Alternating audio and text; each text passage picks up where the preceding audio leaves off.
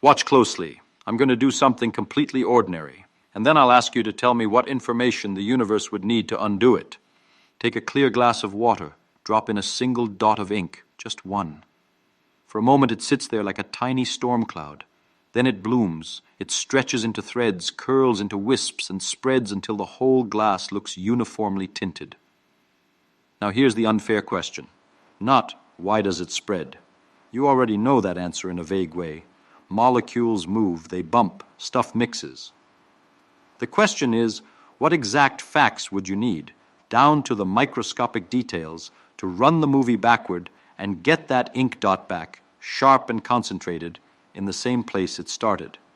Because that question, more than any slogan about disorder, is what entropy is really about. Most explanations say entropy is disorder, but that word is exactly why people walk away thinking they understood it when they didn't. Disorder is a mood. It's a judgment. It's something you say about your desk when you can't find your keys, and it becomes a trap because your brain tries to turn a precise physical law into a vibe. Neat goes to messy, organized goes to chaotic, and somehow the universe prefers it. But the universe doesn't have preferences. It has rules. And the deepest weirdness here is that the microscopic rules, the ones that govern molecules colliding, atoms vibrating, particles interacting, don't care about messy or neat. They mostly don't care about time's direction either. If you filmed two molecules colliding and played it backward, it would still look like two molecules colliding. So why is it that your ink never unmixes? Why does heat flow from hot to cold, but you never see the cold side spontaneously get colder while the hot side gets hotter, all by itself? Why is it that you can usually tell a broken egg played forward from a broken egg flow? It backward, but you can't tell a two-body collision? You can feel the mystery, right? It's not just a chemistry question, it's a time question. So let's do this like a skeptical investigator. We'll test explanations. We'll keep what survives contact with reality, and we'll build up entropy the way you build up a good mechanical explanation, from something you can picture to something you can calculate to something that makes you see everyday life differently. Start with that ink drop again. I want you to pause on the moment before it spreads. You have a macroscopic description, a dot of ink in water. That's a human-sized statement. It ignores almost everything that's actually happening. Inside the glass, the water molecules are flying around at hundreds of meters per second, colliding billions of times per second. The ink molecules are too. The dot looks still only because you can't see the microscopic frenzy. Now imagine two different kinds of knowledge. One kind is what you normally know, the macroscopic stuff, the volume of water, the approximate temperature, the fact that the ink is in one region. You see it when you try to build a perfect machine and discover that friction, noise, and microscopic leaks always turn some of your clean motion into heat, into scrambled degrees of freedom, into lost rewind instructions. And the emotional twist is this. Entropy isn't a story about decay. It's a story about what's typical in a universe with huge numbers of microscopic possibilities. The universe isn't getting worse. It's exploring. It's moving into the states that are overwhelmingly available. And you, this complicated local pocket of order, exist because there are gradients to spend, differences to erase, low entropy resources to convert into higher entropy waste, while doing something interesting along the way. So the next time someone tells you entropy is disorder, you can ask them a sharper question. Okay, if that's true, what information would I need to reverse it? If they can answer that, they understand entropy. If they can't, they've memorized a word. And now you have a better word, not as a slogan, but as a way to think. Entropy is the measure of how many microscopic stories fit your macroscopic description, and how quickly the universe hides the one story you'd need to play the movie backward.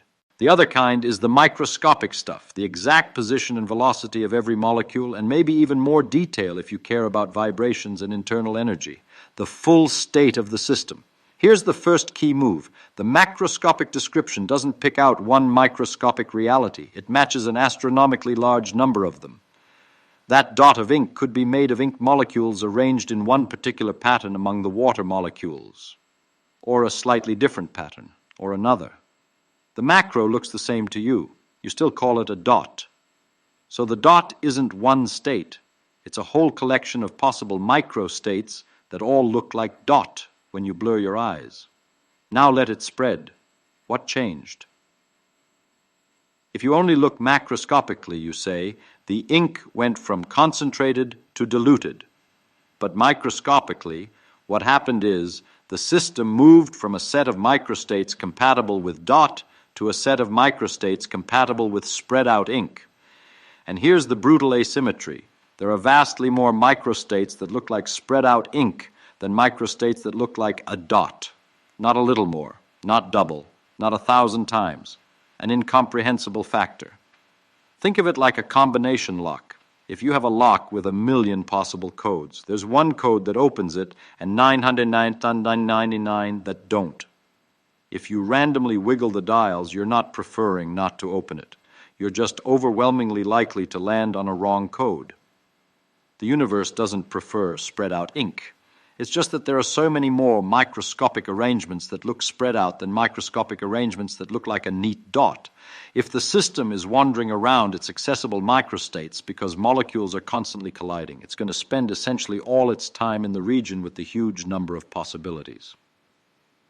So when you ask, why doesn't the ink unmix, you're really asking, why doesn't the system wander back into that unbelievably tiny region of microstate space that corresponds to dot? It could, in principle.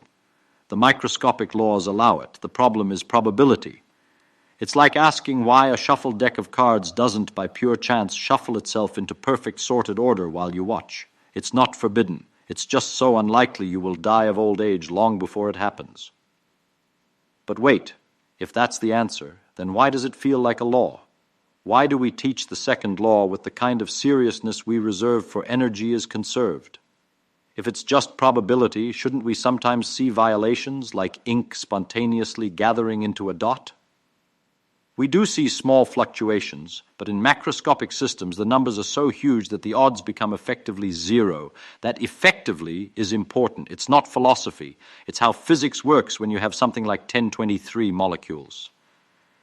Now I want to sharpen this idea with the rewind test. Suppose a perfect demon, call it a movie editor with supernatural hands, wanted to reverse the ink mixing. What would it need to do?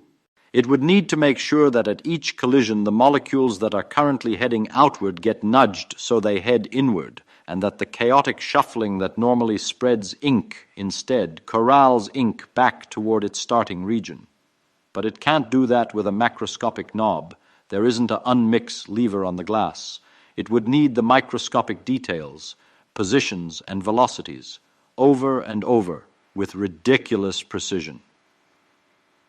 So the irreversibility you feel is not a mystical one-way force. It's a statement about missing instructions. Without the microscopic instructions, the natural evolution leads from rare macrostates to common macrostates, and entropy, in the statistical sense, is how we count that commonness. Now let's do a second rewind test, because ink mixing is vivid, but it's easy to think it's just about liquids and diffusion. Here's something you can do with your hands. Put a cold metal spoon into a cup of hot tea. Wait a minute. The spoon warms up, the tea cools down a bit. Can you tell which way time went by looking at the final state? Yes. The temperature difference shrank. The hot thing cooled. The cold thing warmed. Now imagine the opposite happened. The spoon became colder while the tea became hotter with no external intervention. That would look like a miracle. You'd call a physicist. You'd call everyone. So here's the question. Why does heat flow from hot to cold? A lot of people answer, because entropy increases, which is like answering, why does this car move, with because of transportation. It's a label, not a mechanism. Let's keep it concrete. What is temperature microscopically? It's a measure related to the average energy per degree of freedom. In ordinary terms, higher temperature means, on average, the molecules are moving faster and jiggling more. When the hot tea touches the cold spoon, the fast-moving molecules in the tea collide with atoms in the spoon. Energy gets exchanged. The spoon's atoms start vibrating more. The tea's molecules, on average, lose some energy. Could the reverse happen? Could random microscopic collisions conspire so that the tea molecules, as a group, give up energy in such a coordinated way that the spoon gets colder while the tea gets hotter? Notice what would have to be true. Energy would have to move from the colder collection of degrees of freedom to the hotter one, not as a one-off event, but as a sustained trend. But in an ordinary contact situation, the microscopic exchanges have no coordination. They're just collisions. And the number of ways those collisions can distribute energy so that the overall temperature difference shrinks is vastly larger than the number of ways they can distribute energy so that the temperature difference grows. Here's a useful image. Picture two crowds in adjacent rooms. One room is packed, the other is half empty. You open a door between them, and people wander randomly. What happens? People tend to spread out because there are more ways to be evenly spread than to remain concentrated in one room. Heat flow is that kind of spreading, but in energy space rather than people space, the energy spreads among available degrees of freedom because there are more microstates where the energy is shared than microstates where it's concentrated. If you want the spoon to get colder while the tea gets hotter, you're asking for an extreme, coordinated fluctuation, energy spontaneously concentrating into the hotter part of the system. Again, not forbidden, just grotesquely unlikely at macroscopic scales. So far, we have a consistent story.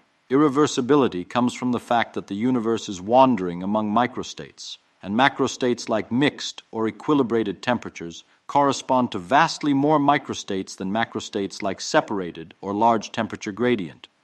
But we've been talking like philosophers. More ways, vastly, unlikely. Physics is happiest when you can put a number on things. That's where the classical definition of entropy comes in, and it's one of the sneakiest definitions in science because it defines something real using an imaginary process. Here's the weird part. Entropy is a number you can compute even for messy, real processes by imagining the cleanest reversible path between the same endpoints.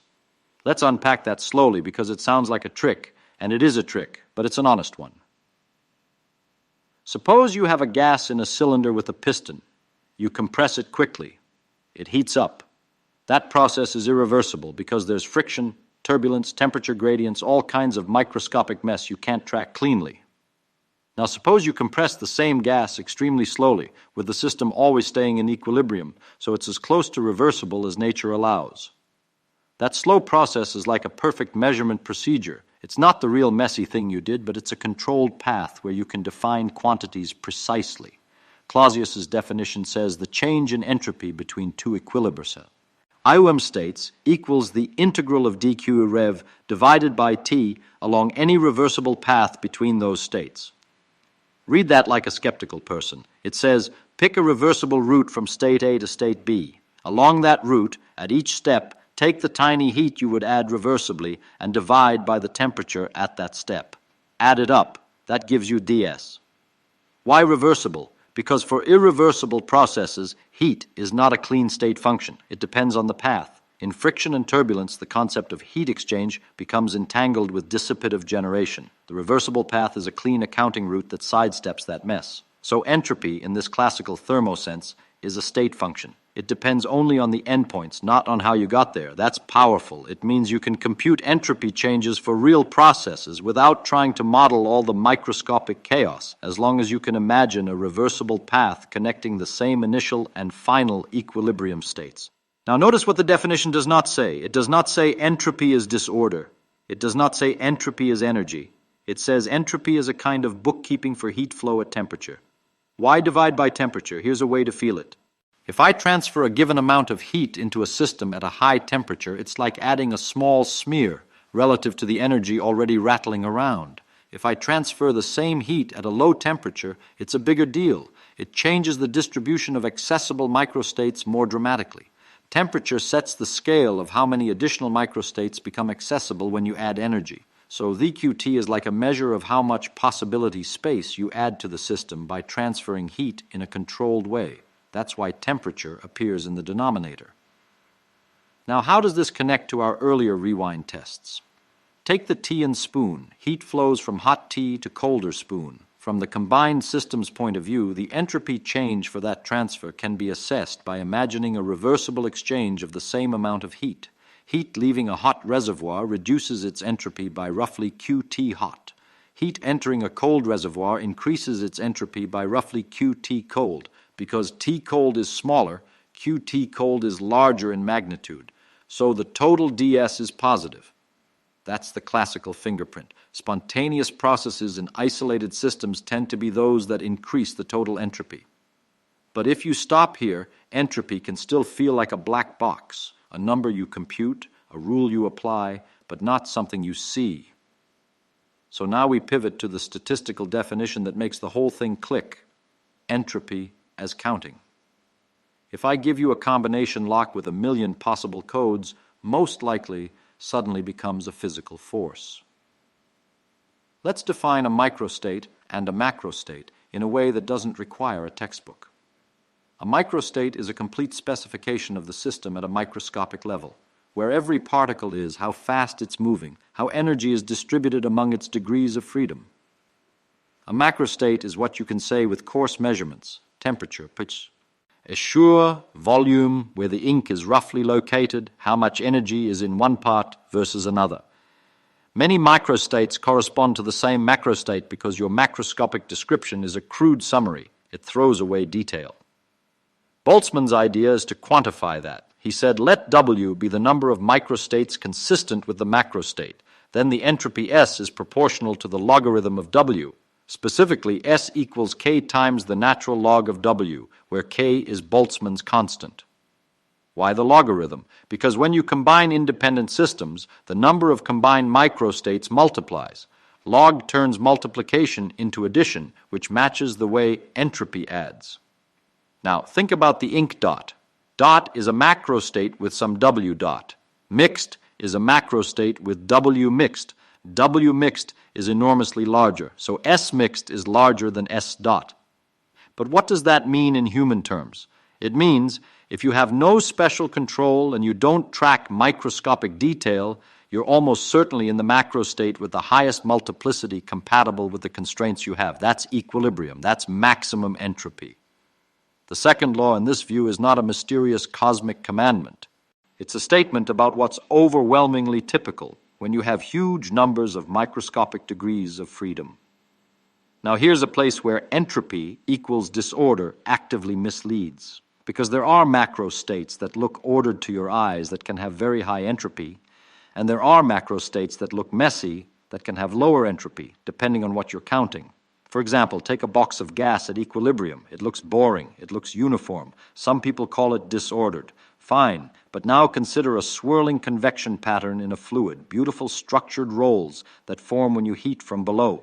That pattern looks ordered, and yet the total entropy production of the system plus environment can be higher because it's efficiently transporting heat and increasing the entropy of the surroundings. Or consider a crystal forming from a solution. Locally, the crystal is more ordered.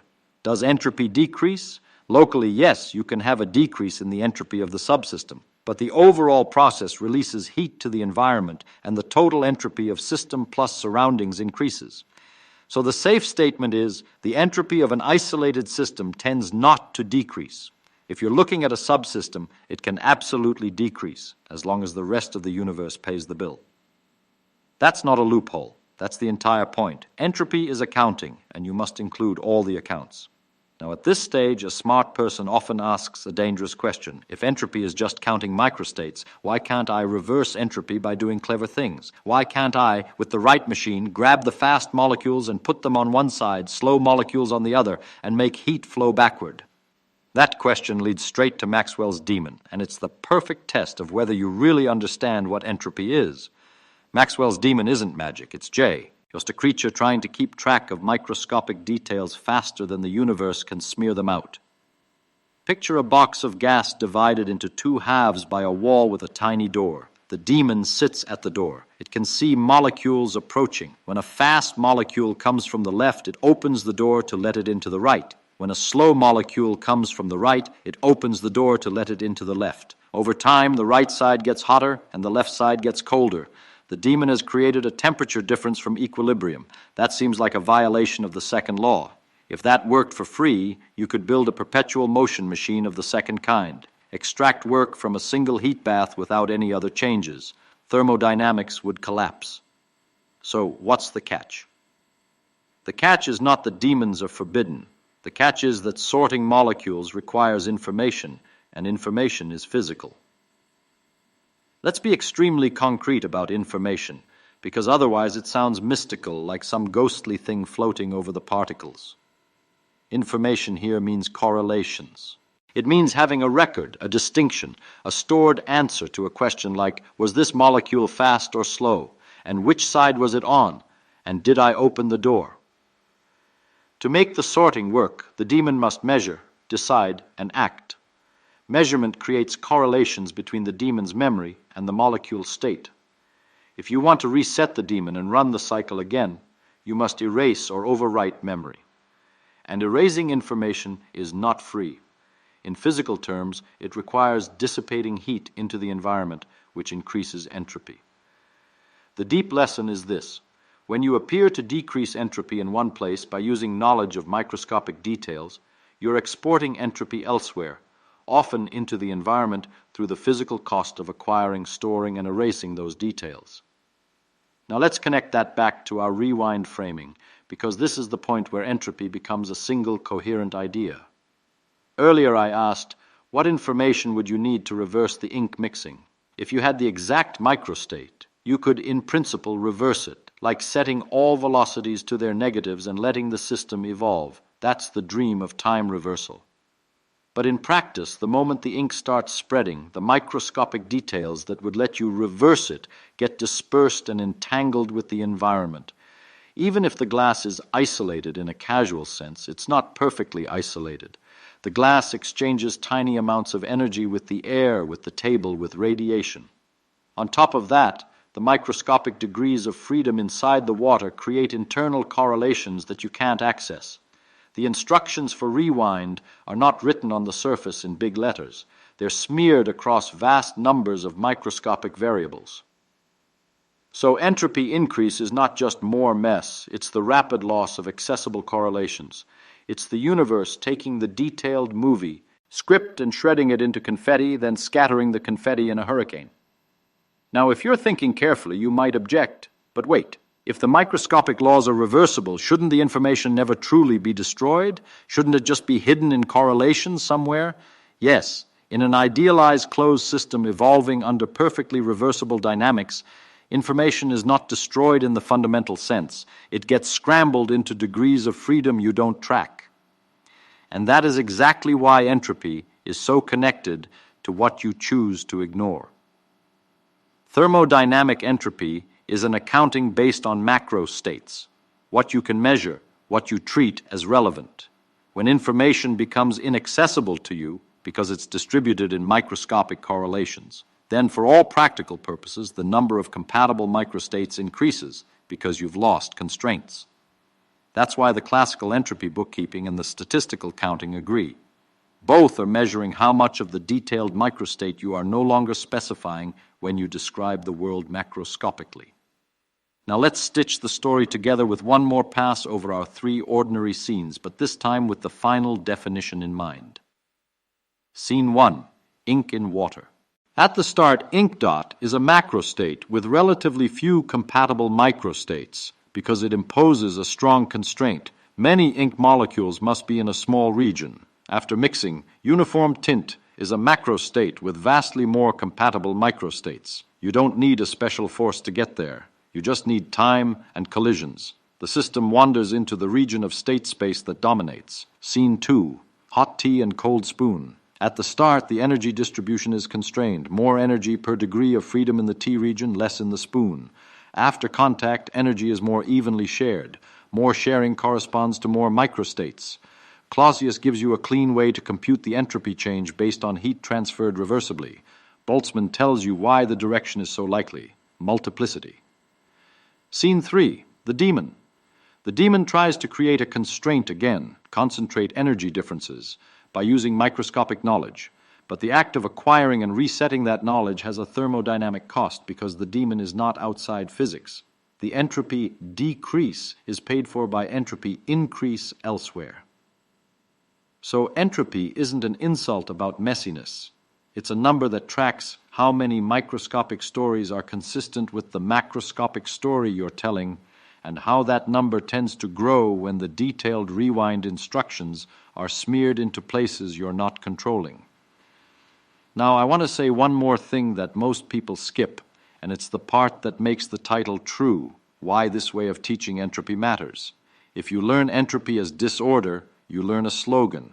It might help you remember which way heat flows, but it won't help you reason in new situations. It won't help you avoid confusion when you see local order increase. It won't help you understand why the second law is statistical, and it won't help you connect thermodynamics to information, computation, or the arrow of time. If you learn entropy as missing instructions for rewind, you can do something powerful. You can look at any process and ask a precise question. What constraints are being lost? Where are the detailed correlations going? How many microscopic possibilities are compatible with what I see now compared to what I saw before? That turns entropy into a tool. Try it right now in your imagination. Picture a fresh battery on your desk. It contains chemical energy, but more importantly, it contains that energy in a special arrangement, separated charges, a chemical gradient, a setup that can push electrons through a circuit in a directed way. Now picture the same battery after it's dead. Does it contain zero energy? No. It still has internal energy. The atoms are still there, vibrating. The energy didn't vanish.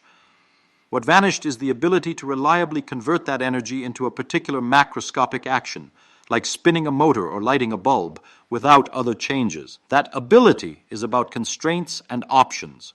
A fresh battery corresponds to a relatively constrained, low-entropy arrangement compared to the equilibrium state it drifts toward when it discharges. As it runs, it disperses energy in ways that increase entropy overall, often as heat dumped into the environment.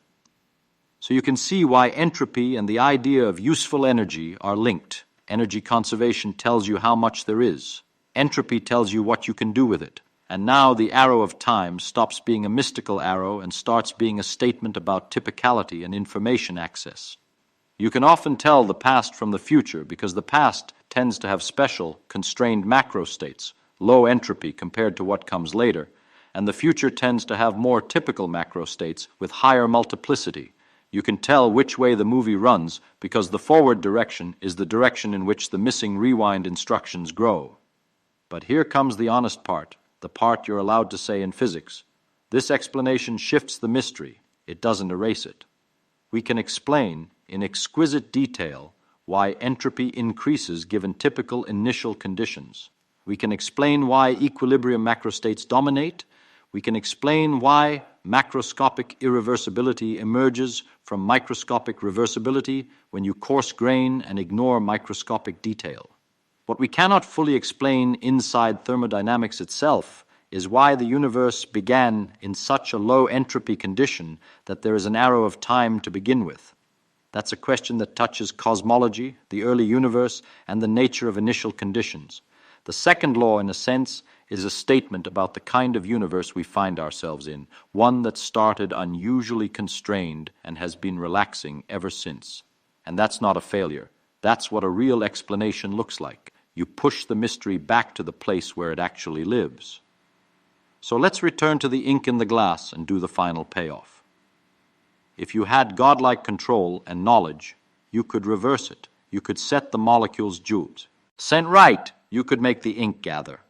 But you don't, and neither does the universe in the sense of having a global coordinator. All you have are local interactions, collisions, and time. And when a system with vast numbers of degrees of freedom explores its possibilities, it overwhelmingly moves from rare macro states to common ones.